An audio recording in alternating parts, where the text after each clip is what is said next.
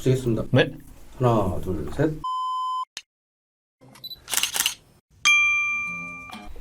안녕하십니까. CJK 장소입니다.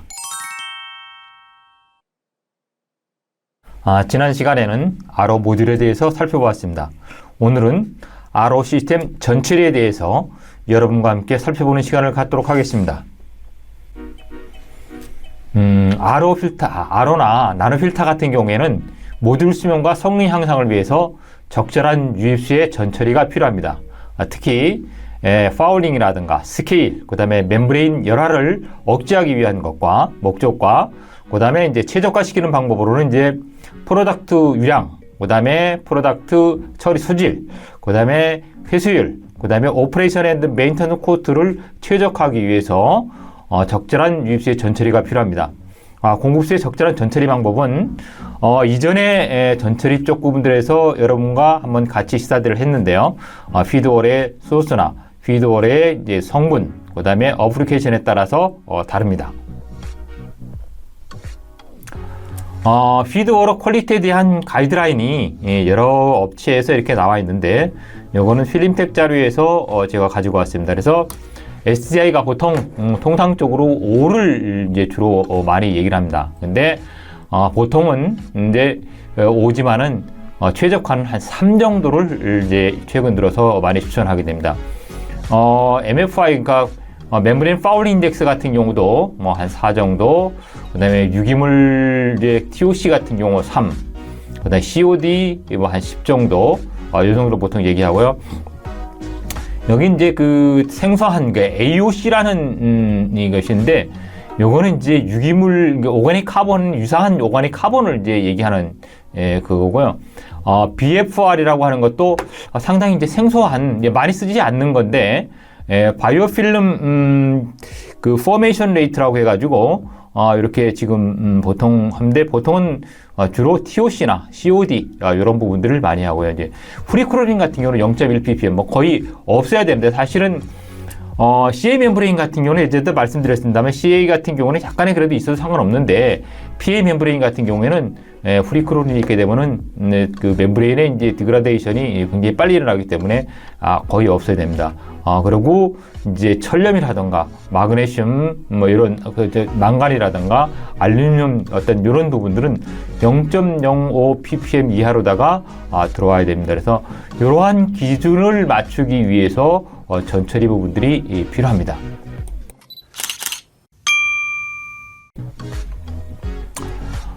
전처리 쪽 부분들에서 오늘 좀 여러분과 협의 좀 이렇게 스타디를 할 부분들은 스케일 파울링 쪽에 대해서 주로 이제 말씀을 좀 드리게 되는데요. 그래서 스케일 파울링 쪽에서 엑시드 페이시아라든가 이제 산을 주입하거나 스케일 1m라든가 그 다음에 소프닝 이런 쪽 부분들에 대해서 잠깐 같이 논의해 보도록 하겠습니다. 물에는 여러 종류가 있죠. 물의 종류에는 그 염도가 높은 경우, 염도에 따른 것과 유기물, 그러니까 그 토탈 오가닉 카본의 그 유기물이 있는 종류에 따라 가지고 얼마나 있냐에 따라 가지고 물을 좀 나눌 수가 있습니다. 그래서 유기물이 적고 그 다음에 염도도 살리티가 낮은 이런 부분들은 투패스 RO 쪽의 물이라든가 그 다음에 울트라 피어 워터 이런 것들은 거의 없죠. 근데 TOC가 높고 그 다음에 염도가 높은 경우 같은 경우는 이제 그 해수라던가 그 다음에 침출수 이런 부분들이 이제 상당히 없더라도, 보통 통상적으로 농도가 낮은 경우 같은 경우는 50 이하, 그 다음에 염도가 낮은 경우 같은 경우는 TDS가 한 500에서 5000 정도, 높은 경우는 5000에서 한 35,000 이제 뭐 해수 쪽이라든가 이런 쪽이 되겠죠. 이상 되는 것들을 보통 얘기를 합니다. RO 시스템에서 주로 이제 많이 우리가 볼 수 있는 해수 3사 쪽 같은 경우에는 해수 쪽의 그 스탠다드 성분들은 보통 이런 정도의, 그러니까 보통 우리가 통상적으로 TDS를 한 35,000 ppm 정도를 보통 많이 기준으로 하고 pH가 8.1 정도를 합니다. 그래서 이러한 성분들로 이제 구성되어 있어서 보통 통상적으로 저희가 클로라이드라든가 그 다음에 소듐 같은 경우, 소듐이 이제 주로 많이 포함되어 있죠. 그래서 NaCl이 많이 포함되어 있어 짠데, 이제 발틱 그 발틱시라든가 아니면 그 아라비안 걸프 쪽에 같은 경우에는 TDS가 한 45,000까지 올라가고 발틱시 같은 경우는 바다 같은 경우에는 한 7,000 정도에서 바닷물도 이렇게 차이가 많이 있습니다. 이런 걸 참고로 하시면 좋을 것 같고요. 이제 바닷물의 그 TDS에 따라 가지고 성분들에 대한 이런 부분들이 잠깐 언급이 돼 있어서 제가 말씀드려서 보통 우리가 말하는 이제 스탠다드 CO가 한 35,000 같은 경우에 산염 같은 경우에는 이거 포타슘이 한 375, 소듐이 10,000 정도, 그 다음에 이렇게 클로라이드가 한 20,000 정도, 이렇게 보시면 되고요. 그래서 이런 성분들이 있으니까 한 50,000 정도 같은 경우는 이제 차이가 좀 있죠. 그래서, 그, RO 시뮬레이션을 하는 경우에 이런 부분들을 참고를 하시면 좋을 것 같습니다. 그 다음에 이제 그 폐수의 전도도 하고, 그 다음에 염도에 대해서 보시게 되면 이제 TDS 부분들하고 컨덕에 대해서 우리가 지금 한 4만 정도 되는 이런 이런 같은 경우는 한 57,000 정도의 컨덕을 나타내고요. 36,000 이하 같은 경우는 한 51,000 정도를 나타내게 됩니다. 그래서 이렇게 참고로 하시면 좋겠습니다. 다음에는 이제 브레이키시워러 쪽 같은 경우에 이런 성분들이 여러 가지 있는데 웰워러라든가 레이크워러라든가 서페이스워러 같은 경우 프리티드 서서리 이플런트 같은 경우 이런 부분들이 있는데 이런 부분도 여러분들이 RO 시뮬레이션 할 때 수질이 없는 경우는 이런 부분들을 참고로 하셔가지고 시뮬레이션에 이용하시면 좋을 것 같습니다. 보통 웰워러 같은 경우 TDS가 한 400에서 한 500 정도 범위, 그 다음에 그 호소수 같은 경우도 한 500 정도, 서페이스워러 같은 경우 우리 강물 같은 경우에 그런 같은 경우 지표수 같은 경우는 한 400 정도, 그 다음에 프리티드 터셔리 그러니까 그 하수 처리 같은 경우는 이제 뭐 여러 범위가 좀 넓은데 이런 부분들을 참고로 하시면 좋을 것 같습니다. RO 시뮬레이션을 하기 위해서는 RO나 나노 필터 쪽의 시뮬레이션을 하기 위해서는 이러한 수질들이 필요합니다. 그래서 보통 통상적으로 이제 컨덕이라든가 온도, 그다음에 휘드워러의 이제 성분들 중에서 기본적인 이러한 성분들이 있어야만이 RO 시뮬레이션 하는데 필요하니까 분석을 하는 경우에는 이러한 부분들을 참고를 하셔가지고 하셔야 됩니다. CSM 디자인 가이드라는 쪽에서 세츄레이션 리미트니까 우리가 스케일이 파울링이 일어나는 그 세츄레이션 리미트 쪽 부분, 리미트치를 이게 제시를 한 가이드라인이 있습니다. 그래서 보게 되면은 CASO4라든가 SRSO4라든가 BASO4, SiO2, 그 다음에 LSI 이런 같은 경우가 CASO가 한 230, 그 다음에 BASO가 6000%, SiO2가 100%, LSI는 1.5 이하 보통 이렇게 그 리미트치를 두게 됩니다. 보통 이제 RO 시뮬레이션을 하게 되면 이러한 부분들이 나오게 되는데 참고를 하시면 좋을 것 같고요. 여기 아래에 있는 자료는 하이드로노틱스 자료에서 가지고 온 건데 아래 표는 그 약품 공급업체가 제공한 포화도의 상한 운전 한계를 하이드로노틱스 RO 설계 프로그램에 사용된 일반적으로 이제 보석으로 이제 고려한 그 알람을 이렇게 일어나게 된 시뮬레이션 하다 보면 알람 경보가 뜨게 되는데 그 경보 지점을 보통 얘기를 한 겁니다. 그래서 보통 그 약품업체에서 연락해서 제품 효용이라든가 이런 부분들은 이제 특히 스키럭제나 분산제 같은 경우는 확인해서 사용하는 것을 이제 권장한다고 되어 있습니다. 그래서 LSI 같은 경우에는 보통 이제 칼슘 카보네이트 쪽 부분들을 주로 하는데 하이드록시 알람 같은 경우는 한 플러스 1.8 이하 이렇게 얘기하고 칼슘 설페이트 230, 그 다음에 바리움 설페이트 같은 6000 앞에서 말씀드린 CSM의 그런 그 세츄레이션 리미트치하고 거의 유사합니다. 그래서 이런 부분들을 참고로 하시면 좋을 것 같습니다. 농축수의 이온 농도가 솔비티 리미트를 초과하게 되면 이제 보통 스케일이 발생하게 되어서 앞에 이제 그 세츄레이션 리미트치에 대해서 잠깐 얘기했는데 그것이 결국은 이런 성분들이 녹아있는 것이 한계치죠. 그러니까 이 솔비트 리미트가를 초과하게 되면은 이제 스케일이 발생되니까 가능하면 이러한 부분들이 초과되지 않도록 농축 쪽에서 초과되지 않도록 우리가 디자인을 해야 되는데 이러한 것들이 약간 초과가 되게 되면은 보통 스케일 인비터라든가 분탄재 이런 부분들을 이제 사용하게 되죠. 그래서 칼슘 카보네이트 같은 경우라든가 우리가 많이 사용하는 칼슘 설페이트, 그 다음에 이제 여기 위에 보면 알루미늄 하이드록사이드 같은 경우는 솔리비트 프로덕트가 굉장히 낮죠. 그래서 이런 부분들이 굉장히 주의를 하셔가지고 하셔야 됩니다. 그래서 솔리비티 프로덕트에 대한 이러한 부분들도 여러분들이 참고를 하시면 좋을 것 같습니다.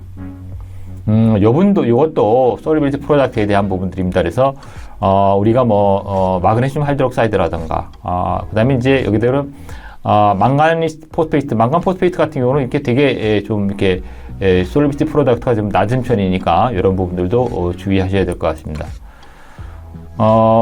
앞에서 잠깐 말씀드렸듯이 칼슘 카보네이트의 그 스케일을 컨트롤하기 위해서는 보통 엑시디피케이션을 합니다. 그러니까 산을 이제 주입하게 되죠. 그래서 pH를 조금 높여서 조금 이제 낮춰서 운영을 하게 됩니다. 그래서 그러니까 그러니까 CaCO3에다가 산 H 플러스 이온들을 주입을 하게 되면은 그 칼슘 이온과 녹아가지고 HCO3, 바이카보네이트 이온이나 이렇게 나오게 되죠. 그래서 보통 이 칼슘 카보네이트 같은 경우에 이제 대리석 같은 경우에 산을 염산이라게 되게 되면 CO2라든가 이런 물이 나오듯이 똑같이 이렇게 녹게 되는데 이러한 부분들이 이제 서로 평형을 이루게 되게 되죠. 그래서 여기 산을 그 칼슘 카보네이트에 살을 투과하게 되면은 이게 녹는다는 거죠. 그래서 그런 부분들 때문에 이런 원리에서 산을 주입하게 됩니다. 그래서 보통 LSI라든가 SDSI 같은 경우, LSI 같은 경우는 보통 브레이키슈어러 쪽을 보통 중요하게 하게 되고, 그러니까 TDS가 1000ppm 이하, SDSI 같은 경우에는 TDS가 1000 이상 되는 그러니까 해수 같은 경우에는 이제 적용을 많이 합니다. 그래서 saturation 그 pH에서 이제 보통 요 LSI의 이제 pH에서는 보면 CaCO3가 평형 상태를 의미하게 되는 거기 때문에 보통 산을 주입해 가지고 CaCO3 스케일 컨트롤 하는 경우에는 LSI가 보통 네거티브, 그러니까 마이너스 값이 돼야 됩니다. 마이너스 값으로 산을 주입해서 하게 되면 되죠. 그래서 이것은 보통 산 주입은 칼슘 카보네이트 쪽에 이런 그 스케일 컨트롤에 보통 많이 사용합니다. 이 산을 주입할 때 황산을 사용하는 경우에는 그 설페이트 스케일, 그러니까 CaSO4 이러한 스케일들이 낄 수가 있기 때문에 상당히 이 주의를 합니다. 스케일 리미터에 대해서 잠깐 한번 살펴보도록 하겠습니다. 스케일 리미터는 보통 엔티스케일런트라고 보통 얘기를 많이 하죠. 여기는 보통 카보네이트 스케일이라든가 솔페이트, 그 다음에 칼슘 플로라이드 스케일이라든가 이런 부분들이 이제 보통 일반적으로 그 염료에 의해서 형성되는 스케일들을 이렇게 잘 생기지 않기 위해서, 그러니까 우리가 솔리빌티 리미트를 초과하더라도 어느 정도 초과하더라도 이런 부분이 생기지 않기 위해서 스케일 리미터를 많이 사용합니다. 보통 스케일 리미터는 이제 소듐 헥사메타포테이트, 그래서 SHMP, 아주 옛날에는 주로 많이 SHMP라는 거 이런 거를 많이 사용을 했습니다. 그리고 그 오르가노 포스페이트라고 하나 이제 근데 폴리아크릴레이트 같은 거를 쓰는데 요새는 최근 같은 경우는 이게 고분자 응집제가 폴리아크릴레이트라든가 이런 부분들 고분자 응집제가 업체마다 상당히 이제 특화되어 있는 것들이 많이 나와 있습니다. 그래서 이러한 그 스케일 인버터를 좀 많이 사용을 합니다. SHMP를 사용하는 경우에는 보통 이제 이것이 포스페이트 계통 같은 경우에는 그 이제 포스페이트 스케일이 일어날 수가 있기 때문에 요새는 그 SHMP를 보통 추천하지 않고 고분자 쪽의 그 스케일 리미터, 그러니까 합성되어 있는 그런 스케일 리미터를 많이 추천합니다. 혈림색 자료에 보게 되면 오르가노 포스페이트 같은 경우에는 이제 SHMP보다 효과가 높고 안정적인데 그 인솔루블 알루미늄과 아이온 용액에서 그들을 이제 키핑하는 스케일 방지에도 이제 약간 이제 사용을 한다고 합니다. 그래서 폴리아크레이트 같은 경우에는 이제 분단 메커니즘을 통해서 실리카 스케일 형성하는데 감소하는 걸로 알려져 있다 해가지고 성분이 어떤 성분들이 많이 있느냐에 따라 가지고 스케일 리미터 부분들도 상당히 이게 선정을 잘 해서, 그래서 이런 스케일 리미터 업체에 의뢰를 해서 하시면은 좋을 것 같습니다. 또한 이제 고분자 유기 스케일 억제제는 이제 SHMP보다가 뭐 당연히 이제 더 효과가 있으니까 고분자 쪽을 이제 합성해서 사용을 하게 돼서 그런데 음전환을 띤 스케일 억제제와 양이온성 고분자 전해질 또는 닭과 양이온, 그 알루미늄이나 철 같은 것에 이제 침전 반응이 발생할 수가 있습니다. 그 결과로 생긴 이제 껌같이 끈적끈적한 이런 생성물들은 이제 막 모듈에 이제 점창이 되게 되면은 제거하기가 상당히 어렵습니다. 그래서 스케일 방지제에 대한 주입량은 제조업체에 반드시 확인해서 적용하는 것이 좋습니다. 그래서 오버도징을 좀 피해야 되고요. 음이온성 스케일 억제제를 사용하는 때는 양이온성 폴리머가 상당량이 존재하는지 확인했는데 양이온성 폴리머 상당히 존재를 하게 되면은 이제 같이 그 합성 반응이라든지 침전물이 형성되는 이런 부분입니다. 근데 그래서 주의하셔야 되고요. 바닷물 처리 플랜트에서는 보통 우리가 회수율을 이제 30에서 45% 보통 많이 씁니다. 최근 들어서는 50%까지 쓰기도 하는데 때문에 이제 35,000ppm의 TDS를 갖는 경우에 아로 플랜트에서는 브레이키시워러보다 같이 이렇게 스케일 파울링이 많이 생기지는 않습니다. 그런데 안전상을 이루다가 회수율이 한 35% 이상 되는 게는 스케일 억제제를 사용하는 것이 좋습니다. 스케일 컨트롤을 하기 위해서 특별히 이제 앞쪽에서 이제 소프링을 해주는 경우들이 있죠. 그래서 소프링을 하는 경우에는 우리 잘 알듯이 양이온 교환 수지를 사용하면서 소프링을 하는 경우가 있고, 그 다음에 그러니까 스트롱 엑시드, 그러니까 강산성 양이온 교환수지나 약산성 그 양이온 소지를 사용합니다. 근데 약산성 양이온수 같은 경우는 여러분이 앞쪽에서 이온 교환수에서 그 여러분과 같이 시사대를 했듯이 그 중성염 분해능이 없기 때문에 이런 보통 같은 경우는 그 카보네이트 염으로 되어 있는 칼슘을 마그네슘만 제거한다는 이런 부분들을 이해하셔야 됩니다. 그래서 이런 부분들을 소프링을 해도, 그 다음에 특별히 이제 아주 많은 경우 같은 경우는 칼슘이라든가 이런 것들이 많은 경우, 마그네슘 많은 경우는 약품을 집어넣어서 라임 소프링을 하게 되죠. 그래서 라임 소프링 하는 이러한 방법들도 있습니다만 이러한 것들은 앞쪽에서 전처리해서 배우기 때문에 여기서는 여러분들이 참고를 하시면 좋을 것 같습니다. 여기서 RO 시스템부터 실리카 파울링에 대해서 상당히 좀 문제가 많이 있습니다. 그래서 용존된 실리카는 일반적으로 한 1에서 100ppm 범위로도 대부분 급수에 이제 존재합니다. 휴돌에. 그래서 실리카의 일반적인 형태는 낮은 N개수, 그러니까 보통 H2SiO3N 이렇게 폴리머 형태 같은 근데 보통 하는 메타규산이 주로 존재를 하는데요. 규산은 이제 약산이기 때문에 대부분 중성 pH이하에서 미분리 형태로 미분리 형태로 존재합니다. 그래서 과포화된 규산을 추가로 중합하여 불용성 콜로이드 실리카 또는 실리카 계를 형성할 수 있기 때문에 이러한 것이 생성되면 막스케일에 위반을 합니다. 그래서 농축수에서 사용되는 최대 SI 농도가 아까 100% 정도 됐었죠. 그래서 실리카 용기들을 기준으로 해서 이런 부분들에 주의를 하셔야 되고요.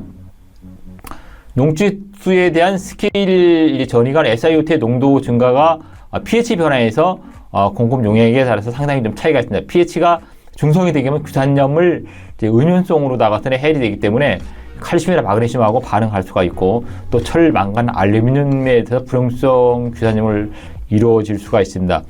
그래서 특히 조심해야 될 부분은 앞에 전체리 쪽으로 해서 응집 침전 부분들에 대해서 알루미늄이라든가 철염을 사용하는 경우에는 이러한 부분들이 미량 0.05ppm 아직 미량이 좀 들어오더라도 그 이하로 이제 추천을 하는데 그 조금 좀 이상이 들어오게 되게 되면은 이런 실리카에서 알루미늄 실리케이트라든가 이런 것에 의해서 그 파울링이 일어나게 되면은 멤브레인의 아주 유량이 처리 수량이 아주 급속히 줄어드는 이러한 현상들이 있으니까 주의하셔야 됩니다.